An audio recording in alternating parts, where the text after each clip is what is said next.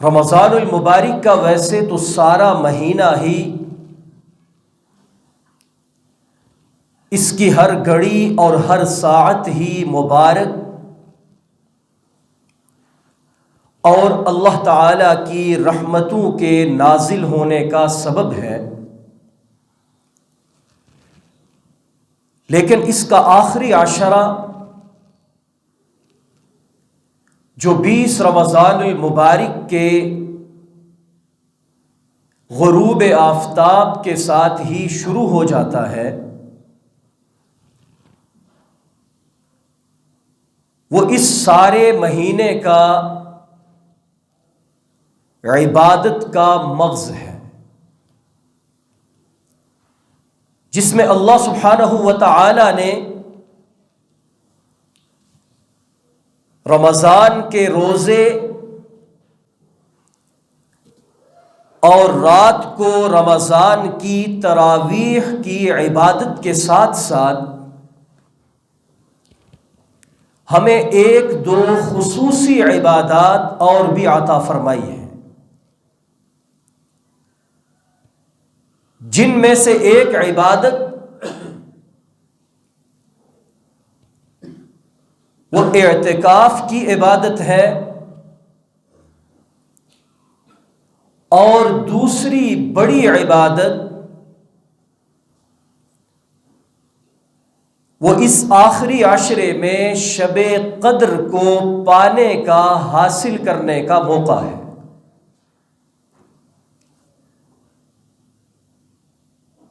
اعتکاف کے بارے میں حضور نبی کریم صلی اللہ علیہ وآلہ وسلم کا یہ معمول تھا کہ جب آپ مدینہ طیبہ تشریف لے گئے تو اس کے بعد اپنی مدنی زندگی میں جب بھی رمضان آتا، آپ رمضان المبارک کے آخری عشرے کا اعتکاف ضرور فرماتے۔ کبھی آپ نے رمضان المبارک کے آخری 10 دن اعتکاف کے بغیر نہیں گزارے۔ ایک سال جب نبی کریم صلی اللہ علیہ وآلہ وسلم جہاد اور غزوات کے سفر میں ہونے کی وجہ سے مدینہ طیبہ میں نہیں تھے، تو اس سال آپ کا اعتکاف رہ گیا، لیکن اس سے اگلے سال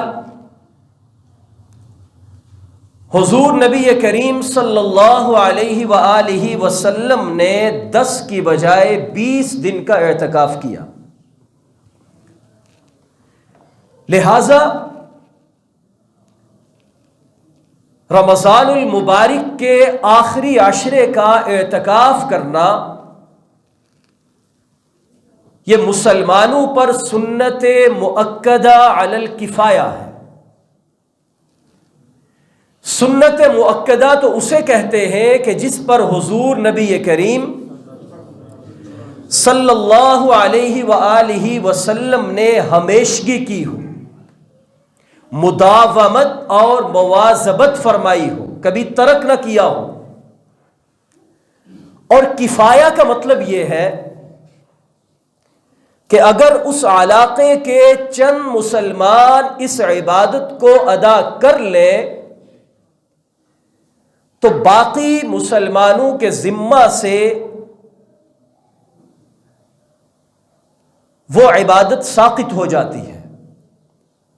لیکن اگر اس علاقے میں کوئی بھی اس عبادت کو ادا نہ کرے تو وہاں کے رہنے والے تمام کے تمام مسلمان گنہگار ہوتے ہیں۔ لہذا نبی کریم صلی اللہ علیہ وآلہ وسلم نے جہاں اعتکاف پر ہمیشگی کی ہے، وہاں ہم امتیوں کا یہ فرض بنتا ہے کہ آپ علیہ الصلاۃ والسلام کی پیروی اور اتباع میں اس رمضان المبارک کے آخری عشرے کا اعتکاف، اس اعتکاف کی فضیلت و ثواب اور اس کی برکات حاصل کرنے کی بھرپور سعی اور کوشش کریں۔ اور اس اعتکاف کی فضیلت اور ثواب یہ ہے، نبی کریم صلی اللہ علیہ وآلہ وسلم کے چچا حضرت عباس مسجد میں معتکف تھے، اعتکاف کیے ہوئے تھے۔ اعتکاف یاد رکھے کہ مرد حضرات کا صرف مسجد میں ہوتا ہے۔ اگر کوئی شخص یہ کہے کہ گھر کی بیٹھک میں بیٹھ جاؤں، کسی حجرے میں معتکف ہو جاؤں، تو اس کا اعتکاف جائز نہیں ہوگا۔ مرد حضرات کے لیے مسجد میں اعتکاف کرنا لازم اور ضروری ہے، چاہے کوئی اعتکاف ہو، واجب اعتکاف ہو کہ کسی مسلمان نے یہ منت مانی کہ اگر میرا فلاں کام ہو گیا تو میں 3 دن کا اعتکاف کروں گا، اس کی مراد پوری ہو گئی، کام ہو گیا، 3 دن کا اعتکاف روزہ رکھ کے مسجد میں کرنا یہ لازمی اور ضروری ہوگا۔ اگر کوئی مسلمان سنت اعتکاف کرنا چاہتا ہے جو رمضان المبارک کے آخری عشرے میں 20 رمضان کے غروب آفتاب سے پہلے مسجد میں پہنچ جائے اور عید الفطر کا چاند نظر آنے تک مسجد میں ہی ٹھہرا رہے تو یہ سنت اعتکاف ہے اور یہ بھی مسجد میں کرنا لازم ہے۔ تیسرا اعتکاف ہوتا ہے نفلی اعتکاف۔ نفلی اعتکاف کیا ہے؟ آپ جب بھی مسجد میں داخل ہوں، آپ دایاں پاؤں ادب کے ساتھ مسجد میں رکھے، بسم اللہ الصلاۃ والسلام علی رسول اللہ، اللہم افتح لی ابواب رحمتک پڑھے، اور اس کے بعد دل میں یہ نیت کر لیں، نویت سنت الاعتکاف، میں سنت اعتکاف کی نیت کرتا ہوں۔ اس وقت بھی آپ حضرات میں سے جس نے نہیں کی تو وہ یہ نیت کر لے۔ کر لی سب نے کہ میں سنت اعتکاف کی نیت کرتا ہوں۔ آگے سے تھوڑا بات کرنے کا انداز اپنائیں، بالکل روبوٹ بن کے بیٹھ جانا جیسے آپ انسان نہ بیٹھے ہوں، یہ بات کرنے والے کے حوصلے کے بھی خلاف ہے اور اللہ تعالیٰ کے دین کی ناقدری بھی شمار کی جاتی ہے۔ آگے سے بات کیا کریں کہ آپ عاقل، بالغ، ہوش و حواس میں سمجھدار انسان بیٹھے ہیں اور آپ کو بات سمجھ آ رہی ہے اور آپ بات کو سمجھ رہے ہیں۔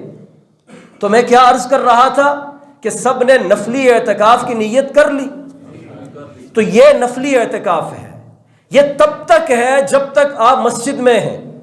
مسجد سے آپ جو ہی باہر نکلے، اور باہر نکلنے کا طریقہ آپ کو پتا ہوگا، بایاں قدم پہلے باہر جوتے کے اوپر رکھیں، اندر نہیں ڈالیں، کیونکہ جوتے میں پہلے دایاں پاؤں ڈالنا یہ سنت ہے۔ ہر وقت اللہ کے نبی کی سنتوں کا نور وہ اپنے سامنے رکھا کریں۔ مسجد سے باہر پہلے بایاں پاؤں نکالنا سنت، جوتے میں بولے نا جی دایاں پاؤں ڈالنا سنت۔ لہٰذا علماء نے ہمیں یہ طریقہ بتایا کہ بایاں پاؤں پہلے نکالو تاکہ باہر نکلنے کی سنت پر بھی عمل ہو جائے، اور اس کے بعد جوتے کے اوپر رکھو، پھر دایاں پاؤں جوتے کے اندر داخل کرو تاکہ دوسری سنت جوتا پہننے کی جو اللہ کے نبی علیہ السلام کا طریقہ ہے اس پر بھی عمل ہو جائے اور کوئی بات خلاف سنت بھی نہ ہو۔ یہ اللہ والے ہمیں بتاتے ہیں۔ تو جو ہی آپ ایسے مسجد سے نکلے، بسم اللہ الصلاۃ والسلام علی رسول اللہ، اللہم انی اسألک من فضلک ورحمتک، یہ دعا پڑھ کے نکلیں تو آپ کا یہ اعتکاف مکمل ہو جائے گا۔ تو یہ اعتکاف کی 3 قسمیں ہیں، اعتکاف واجب، اعتکاف سنت، اعتکاف نفل۔ ہوتے تینوں کہاں پر ہیں؟ مسجد میں ہیں۔ ہاں اگر کوئی عورتوں میں سے، خواتین میں سے اعتکاف بیٹھنا چاہے، ہماری ماں بہن بیٹی، تو وہ گھر کے اس کونے میں جہاں وہ پابندی کے ساتھ اپنی نماز پڑھتی ہے، یا گھر کے اندر آپ نے کوئی کمرہ نماز کے لیے مخصوص کر رکھا ہے، اگر نہیں کر رکھا تو کسی خاص جگہ کو مخصوص کر لے، وہاں تخلیے کے لیے پردے لٹکا لے، اور وہاں پر ہماری وہ ماں بہن بیٹی معتکفہ ہو سکتی ہے۔ اسی طرح 10 دن وہ وہاں رہے، ضرورت حاجت کے لیے وہ باہر جائے، واپس آ جائے، تو یہ اس کا گھر کے اندر اعتکاف کرنا جائز ہے۔ مرد حضرات کے لیے مسجد میں بیٹھنا ضروری ہے۔ حضرت عباس اعتکاف بیٹھے تھے، میں اعتکاف کی فضیلت بتا رہا تھا۔ ایک شخص آیا، اپنے کسی قرض کے بارے میں آپ سے کہا کہ فلاں سے میری سفارش کر دے کہ مجھے تھوڑا وقت دے دے، تو آپ اس کے ساتھ اٹھے، مسجد سے باہر نکل گئے۔ کسی نے کہا کہ عباس آپ کا تو اعتکاف تھا۔ کہنے لگے کیا ہوا؟ کسی ایک مسلمان کے کام آ جانا 70 برس کے اعتکاف سے افضل ہے، اور فرمایا کہ جو مسلمان ایک دن کا اعتکاف کرتا ہے، اللہ تعالیٰ اسے جہنم سے 3 خندقیں دور فرما دیتے ہیں۔ کتنی خندقیں؟ خندق کتنی ہوتی ہے؟ خود تشریح فرمائی۔ فرمایا حضرت عباس نے ایک خندق کے درمیان کا فاصلہ اتنا بڑا ہے جتنا آسمان اور زمین کے درمیان کا فاصلہ ہے۔ تو ایک نہیں، 2 نہیں، بلکہ 3 خندقیں ایک دن کے اعتکاف پر اللہ تعالی جہنم سے دور کرتے ہیں۔ تو جو مسلمان رمضان کا روزہ رکھ کے اللہ تعالیٰ کے نبی کی سنت کو زندہ کرتے ہوئے 10 دن مسجد میں اعتکاف بیٹھے گا، وہ اللہ تعالیٰ کا کتنا مقرب اور کتنا قرب حاصل کرے گا۔ تو اس لیے یہ رمضان المبارک کی آخری عشرے کی خاص عبادت اعتکاف کرنا، اور ماشاءاللہ ہماری اس مسجد کا یہ اعزاز ہے، یہاں ہر سال ہمارے نوجوان کثیر تعداد میں اعتکاف بیٹھتے ہیں۔ یہ بڑی ایک خوبصورت بات ہے، اور اس خوبصورت ریت کو برقرار رہنا چاہیے۔ اور نبی کریم صلی اللہ علیہ وآلہ وسلم نے یہ بھی فرمایا کہ معتکف یعنی اعتکاف کرنے والا مسجد کے اندر جب تک رہتا ہے، وہ سویا بھی رہے، اللہ تعالیٰ اسے عبادت کرنے والے کی طرح ثواب عطا کرتے رہتے ہیں۔ اور فرمایا کہ اعتکاف کرنے والا جب اعتکاف کرتا ہے، مسجد سے باہر نہیں جا سکتا، اور باہر نہ جانے کی وجہ سے جو وہ کام نہیں کرے گا، اللہ تعالیٰ مسجد میں ہی ان کا ثواب اسے دیتے رہتے ہیں۔ مثال کے طور پر مسجد سے باہر نہیں جا سکتا، کسی کا جنازہ تھا، جنازہ پڑھنے نہیں گیا، مسجد سے باہر نہیں جا سکتا، اپنے گھر کی ضروریات پوری کرنی تھی، نہیں کرنے کے لیے نکلا، کسی بیمار کی تیمارداری کرنی تھی، عیادت کے لیے نہیں نکل سکا، کیوں؟ اعتکاف کے اندر تھا۔ فرمایا جتنے لوگ جنازہ پڑھیں گے، بیمار کی عیادت کریں گے، گھر کی ضروریات اور حقوق ادا کریں گے، اللہ تعالیٰ ان تمام کا ثواب اس اعتکاف کرنے والے کو بھی عطا فرمائے گا۔ اور پھر رمضان کی بابرکت گھڑیاں، جن میں ایک نفل کا ثواب فرض کے برابر، اور فرض کا ثواب کتنے فرضوں کے برابر؟ 70 فرائض کے برابر چلا جاتا ہے۔ تو ہمیں یہ 10 دن اس کی یہ اسپیشل اور خصوصی عبادت جس کو اعتکاف کہتے ہیں، اسے اس طرح نہیں چھوڑنا چاہیے کہ ہمارے پاس موقع بھی ہو، وقت بھی ہو، اور پھر ہم اعتکاف نہ کریں۔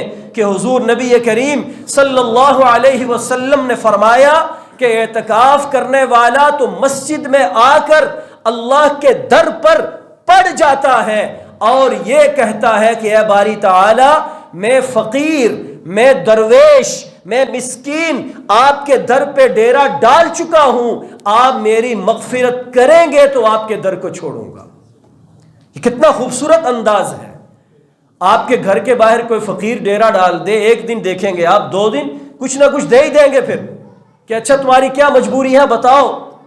تو وہ احکم الحاکمین، وہ مالک الملک، وہ قادر مطلق ذات جو کہتا ہے کہ مانگو گے تو میں خوش ہوتا ہوں، جب آپ اس کے در پہ پڑ جائیں گے اعتکاف کرنے کی حالت میں تو وہ اللہ تعالی ہم سے کتنا راضی اور کتنا خوش ہوگا۔ اور پھر اس آخری عشرے کی ایک دوسری بڑی عبادت جسے شب قدر کی عبادت کہا جاتا ہے۔ شب قدر کیا ہے؟ ایک مرتبہ حضور نبی کریم، سب درود پڑھے، صلی اللہ علیہ وآلہ وسلم مسجد نبوی میں تشریف فرما ہے۔ آپ نے صحابہ سے فرمایا کہ اے صحابہ، بنی اسرائیل کے اندر 4 انبیاء یا 4 مجاہد ایسے تھے جنہوں نے 80 سال تک مسلسل اللہ تعالیٰ کی عبادت کی، کہ دن کو گھوڑے کی پشت پہ بیٹھتے جہاد کرتے اور رات کو مسلح کی پشت پہ کھڑے ہوتے اللہ کی عبادت کرتے۔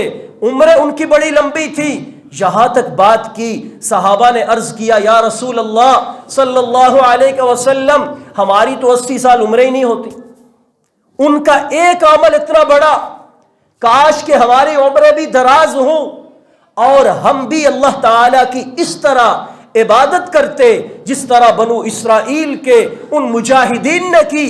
ابھی یہ بات ہوئی تھی کہ جبرائیل امین آ گئے اور آ کر سورۃ القدر نازل فرمائی، انا انزلناہ فی لیلۃ القدر، کہ بے شک ہم نے آپ پر شب قدر کو اتارا۔ وما ادراک ما لیلۃ القدر، شب قدر پتہ ہے کیا ہے؟ لیلۃ القدر خیر من 1000 شہر، شب قدر 1000 مہینوں سے بہتر رات ہے، اور جن کی مقدار 83 سال بنتی ہے۔ اللہ تعالیٰ نے فرمایا کہ اے امت محمد صلی اللہ علیہ وسلم، تمہیں معلوم نہیں تم کس نبی کی امت ہو، میں ان کے صدقے تمہاری عمر تو لمبی نہیں کر رہا، لیکن ان کے صدقے تمہیں ایک رات ایسی دے رہا ہوں، اس ایک رات میں تم اللہ کی عبادت کر لو، اللہ تعالیٰ تمہیں 83 سال کی مقبول عبادت کا ثواب عطا فرمائے گا۔ اسے شب قدر کہتے ہیں۔ یہ شب قدر کب ہوتی ہے؟ حضور نبی کریم صلی اللہ علیہ وسلم نے فرمایا شب قدر کو رمضان کے آخری عشرے کی طاق راتوں میں تلاش کرو۔ کن راتوں میں تلاش کرو؟ طاق راتیں کیا ہوتی ہیں؟ 21ویں، 23ویں، 25ویں، 27ویں اور 29ویں، 5 راتیں۔ فرمایا ان 5 راتوں میں سے کوئی نہ کوئی ایک رات وہ ضرور شب قدر اور لیلۃ القدر کی رات ہوتی ہے، اور جو خوش نصیب ان راتوں میں عبادت کر لے اللہ تعالی اسے شب قدر عطا فرما دے۔ ایک رات عبادت کرے گا 83 سال سے زیادہ عبادت لکھی جائے گی۔ یہ نہیں کہا کہ 83 سال عبادت، خیر من 1000 شہر، جس کا جتنا انداز اخلاص ہوگا، جو جتنا زیادہ اللہ تعالیٰ کے سامنے گڑ گڑائے گا، اللہ تعالیٰ اسے اس کے بقدر 83 سال سے زیادہ عبادت کا ثواب عطا فرمائیں گے۔ اللہ تعالیٰ مجھے اور آپ میں سے ہر ایک کو یہ رات اس کی فضیلت پانے کی توفیق عطا فرمائے۔ میرے بھائیوں، میں بات یہ کر رہا تھا کہ ویسے تو ہمیں رمضان المبارک کی ساری راتیں زیادہ تر عبادت میں گزارنی چاہیے، اور اگر ہم ساری رات نہ بھی جاگ سکیں تو کم از کم 20 رکعت نماز تراویح سنت مؤکدہ جو صحابہ کرام سے باضابطہ شروع ہوئی، آج تک امت اس پر عمل پیرا ہے، ہم اس کو ضرور ادا کریں۔ اور اس کے بعد جب سحری کھانے کے لیے اٹھنا ہی ہوتا ہے تو ہم تہجد کی نماز پڑھیں، پھر فجر کو باجماعت ادا کریں۔ اللہ کے نبی نے فرمایا جس نے عشاء کو باجماعت ادا کیا آدھی رات کا ثواب اور جس نے فجر کو باجماعت ادا کیا اسے باقی آدھی رات کا ثواب ملتا ہے، تو ہم کم از کم رمضان کی ان راتوں میں عشاء اور فجر کی جماعت، تراویح اور تہجد کی نماز، اسے قضا نہ کرے، اسے چھوڑے نہ، اللہ تعالیٰ ساری عبادت کا ثواب عطا فرمائے گا۔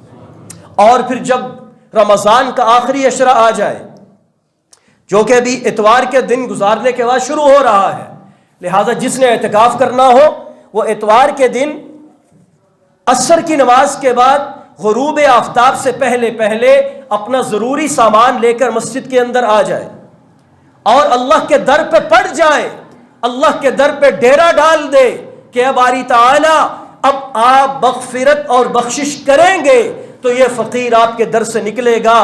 جب وہ مسجد میں آ جائے گا تو اسے اللہ تعالی لیلۃ القدر کی فضیلت ضرور عطا فرما دے گا، چاہے وہ جاگ رہا ہو چاہے وہ سو رہا ہو، اس لیے کہ آقا علیہ الصلاۃ والسلام نے فرمایا کہ معتکف کا سونا بھی عبادت ہوا کرتا ہے، اور جب معتکفین اس فضیلت کو پائیں تو ہم میں سے ہر ایک کو چاہیے کہ اس آخری عشرے کے شروع ہونے کے بعد ہم اور زیادہ عبادت کے لیے مستعد ہو جائیں، چست ہو جائیں، ایک نئے جذبے کے ساتھ، نئے ایمانی جذبے کے ساتھ ہم اللہ تعالیٰ کی عبادت میں لگ جائیں، اور خصوصاً جو آخری عشرے کی طاق راتیں ہیں ان میں ہم بھی اگر سنت مؤکدہ اعتکاف نہیں کر رہے تو ان راتوں میں مسجد میں آ کے نفلی اعتکاف کر سکتے ہیں۔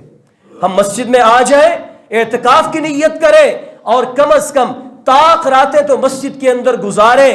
اگر گھر میں جا کر عبادت کرنا آسان ہے، گھر کے اندر عبادت کریں، تاکہ یہ موقع، یہ اسپیشل چانس جو اللہ تعالیٰ نے ہمیں اس رمضان کے آخری عشرے میں عطا کیا اور ہمیں توفیق اور ہمت بھی عطا کی، ہم اس کو مس نہ کریں، ہم اس کو رد نہ کریں، بلکہ اللہ تعالیٰ کے فرشتے حضرت جبرائیل امین اور روح الملائکہ اور ان کی جماعت جب زمین پہ اترے اور ہم کو عبادت کرتے ہوئے دیکھے، سلام، تو ہمیں سلامتی بھیجے۔ اللہ تعالی ہم سب کو اس شب قدر کی فضیلت کو پانے کی توفیق عطا فرمائے۔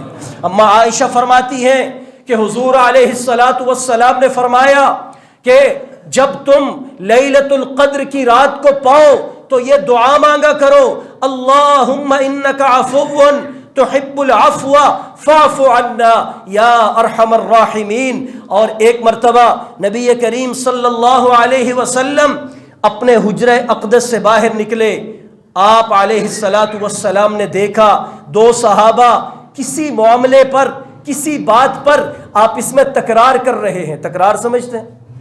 آپس میں آوازیں بلند ہو رہی ہیں، لڑائی کی کیفیت ہے، جیسے جھگڑا چل رہا ہو۔ آقا علیہ الصلاۃ والسلام وہیں سے واپس پلٹے، حجرہ مبارک کے اندر چلے گئے، کچھ دیر کے بعد تشریف لائے اور فرمانے لگے کہ اے میرے صحابہ، میں تمہیں لیلۃ القدر کی تعیین کے بارے میں بتانے آیا تھا کہ وہ رات کب ہوتی ہے، رمضان کے اس عشرے کی کون سی رات ہوتی ہے، لیکن تمہارے باہمی جھگڑے اور اختلاف نے اللہ تعالیٰ نے اس رات کی تعیین کو اٹھا لیا ہے، لہٰذا اب اسے آخری عشرے کی طاق راتوں میں تلاش کرو۔ میرے بھائیوں ذرا غور کریں، آپس کی ناچاکیاں، آپس کے جھگڑے، آپس کا بیجا اختلاف، یہ اللہ تعالیٰ کے ہاں کس قدر ناپسندیدہ ہے، اور ہم تو بغیر کسی وجہ کے دوسرے کے خلاف کینہ، دوسرے کے خلاف بغض، دوسرے کے خلاف عداوت، دوسرے کے خلاف غلط پلاننگز، یہ ہمیشہ اپنے دل و دماغ میں رکھتے ہیں۔ اس سے ملتا کیا ہے؟ کیا فائدہ ہوتا ہے؟ اگر ہم دوسرے کے خلاف محبتیں بانٹیں، نفرتیں نہ بانٹیں، بلکہ اس کے ساتھ اتفاق سے، اتحاد سے، محبت سے، بھائی چارے کے ساتھ زندگی گزاریں، تو خدا کی قسم یہ ہماری دنیا جنت کا گہوارہ بنتے ہوئے جنت کی مثال پیش کرے گی۔ لیکن آج ہمارے باہمی عداوت، باہمی جھگڑوں نے ہمیں کہاں پر پہنچا دیا ہے؟ روحانی طور پر بھی ہمیں تباہ و برباد کر دیا اور معاشرتی طور پر بھی ہمیں تفریق اور انتشار میں دھکیل دیا۔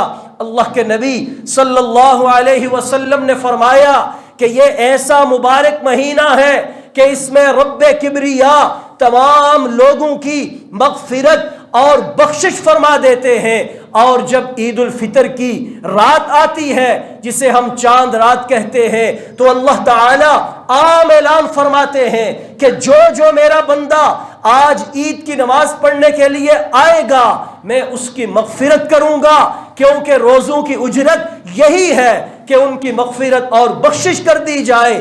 اور پھر نبی علیہ السلام نے فرمایا کہ 4 لوگوں کی مغفرت اللہ تعالی نہیں فرماتے۔ کتنے لوگوں کی؟ اس جذبے کے ساتھ سنیں، اس نیت کے ساتھ سنیں کہ اللہ تعالی ہمیں ان 4 لوگوں میں سے باہر نکال دے، بولے آمین۔ سب سے پہلا مدمن الخمر، فرمایا جو مستقل شرابی انسان ہے، شراب نوشی کا عادی ہے، پانی کی طرح پیتا ہے، اور اس پینے کو گناہ اور گناہ کبیرہ اور خباثت اور فساد نہیں سمجھتا، پورا رمضان عبادت کرتا رہے، آخری عشرہ اعتکاف بیٹھا رہے، شب قدر کو پالے، تب بھی اللہ تعالی اس کی بخشش اور مغفرت کو روک دیتے ہیں جب تک وہ اس بد عمل سے توبہ نہ کر لے۔ نمبر 2، والدین کا نافرمان، عاق الوالدین، جو والدین کے دل پہ آرے چلاتا ہو، والدین کی نافرمانی کرتا ہو، والدہ کے سامنے بدتمیزی سے پیش آتا ہو، اور والد کے سامنے اپنے آپ کو عقل کل کا مالک سمجھتا ہو۔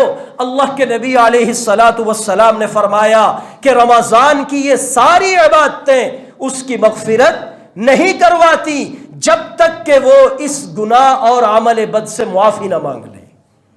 اور نمبر 3 فرمایا جو قریبی رشتہ داروں کو جوڑنے کی بجائے انہیں توڑتا ہو۔ آج ہم کہتے ہیں نا جی یہ ساڑھے شریک ہیں۔ شریک کون ہوتے ہیں؟ جو رشتہ دار ہوتے ہیں۔ یہ کوئی اچھا جملہ نہیں ہے کہ جی شریکاں نو بھی تو دسنا ہوتا ہے، اور شریک کے ساتھ جوڑ کے رکھنے کا حکم ہے۔ وَاتَّقُوا اللَّهَ الَّذِي تَسَاءَلُونَ بِهِ وَالْأَرْحَامَ، اللہ فرماتے ہیں کہ تقوی تمہیں تب ملے گا جب تم اولو الارحام، جو تمہارے قریبی رشتہ دار ہیں، ان کے حقوق پورے کرو گے۔ اگر تمہارا کوئی چچا ہے، تایا ہے، ماموں ہے، پھوپھی ہے، خالہ ہے، ان کے ساتھ جوڑ بناؤ، توڑ نہ بناؤ، ان کے مقابل نہ آؤ بلکہ ان کے دستے بازو بنو۔